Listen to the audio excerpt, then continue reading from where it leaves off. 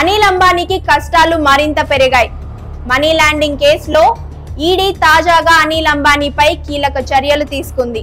ఈ కేసులో అనిల్ అంబానీ గ్రూప్ కు రుణాలు ఇచ్చిన పలు ప్రభుత్వ మరియు ప్రైవేట్ బ్యాంకులకు నోటీసులు పంపించింది. ఈ బ్యాంకుల అధికారులు తీసుకున్న నిర్ణయాలు, రుణాల అనుమతుల్లో ఉన్న లోపాలపై పూర్తి వివరణ కోరింది. బ్యాంకులు రుణాలు మంజూరు చేసే సమయంలో తీసుకోవాల్సిన ముందు జాగ్రత్తలు, డాక్యుమెంట్స్ పరిశీలన, కంపెనీల స్థితిగతులపై అసలు ఎలా విచారణ చేశారు, ఎలాంటి ఆధారాలపై రుణాలు మంజూరు చేశారు అనే విషయాలపై బ్యాంకు అధికారులు ఇప్పుడు ఈడీ విచారణలో సమాధానాలు చెప్పాల్సి ఉంటుంది. అనిల్ అంబానీకి రుణాలు మంజూరు చేసిన SBI, ICICI, axis, HDF, Punjab and Sindh, UCO బ్యాంకులకు ఈ నోటీసులు అందాయి. 2017 నుంచి 2019 వరకు ఎస్ బ్యాంక్ ద్వారా అనిల్ అంబానీ కంపెనీలు సుమారు 3000 కోట్లు రుణం తీసుకున్నట్లు తెలిసింది.